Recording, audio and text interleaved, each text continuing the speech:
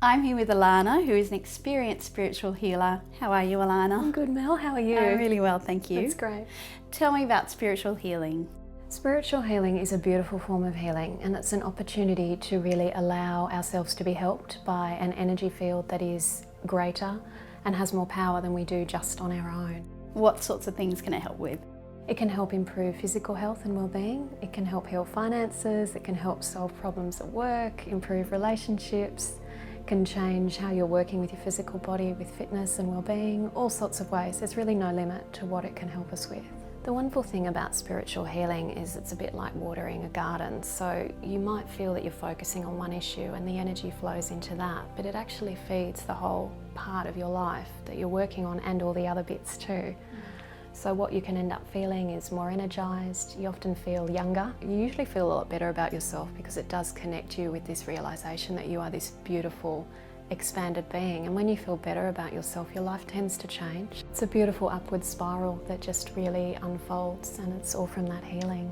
There are a lot of different types of spiritual healing out there, aren't there? Yes, there are.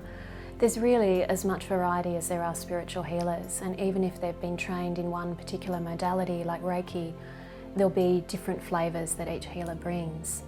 So there might be forms that are more based on channeling, so that can include angelic healing, Reiki, soul healing, working with higher guidance.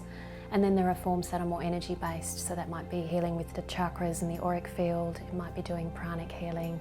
And then there's all sorts of things in between, like past life healing, working with the soul, a lot of variety. How would you advise somebody to choose the right type of healing for them?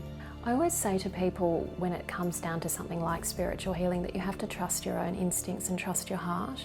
It can be good to really just research a little bit and see what's around, have a look at websites, email people, talk to them, get a feeling about whether or not you want to do a bit of work with them. If you feel like it's something for you, then give it a try. And how will you feel? During the healing, it can feel unusual. It can feel not like you're dreaming and not like you're awake. You're sort of somewhere in between. Sometimes it can feel really beautiful. You can feel energy moving in your body and you can feel the love that's in the room. And it's an amazing feeling. That in itself is just exquisite. Sometimes you can feel emotions coming up, which can be a really good thing. It's like, sometimes I could describe it like polishing a window, and if there's sort of dirt on the window, it's harder for the light to come through, but when it's cleaned off, everything seems clearer and brighter. One of the main things that people should feel is safe, yes? Absolutely. With their healer.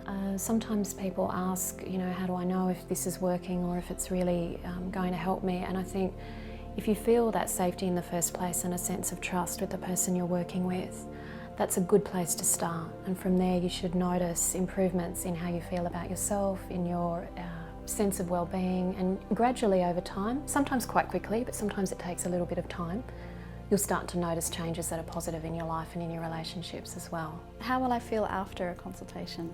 After a consultation, ideally you'll be feeling a little bit uplifted, maybe very uplifted, more energetic and clearer than what you did before you came in. Your mind might be wondering a little bit what on earth just happened, because sometimes the healing happens really more in the heart than in the mind, but you'll have a realisation or a sense that something quite special has taken place.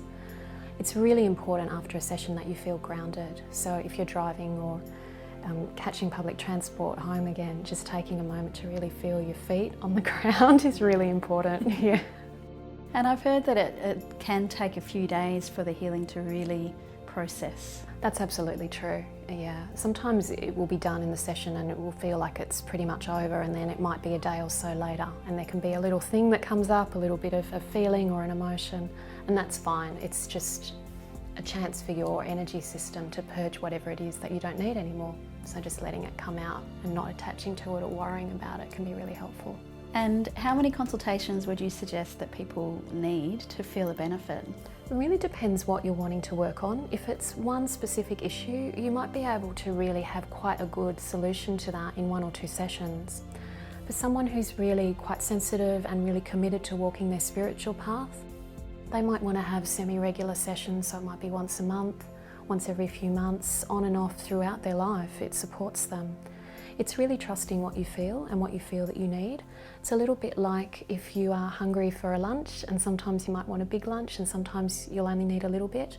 Same with the energy that comes through. It's really trusting how much you feel that you need. Alana, thank you so much for your time today. It's been such a pleasure to talk to you. It's always lovely to talk to you too, Mel. Thank you. Thank you.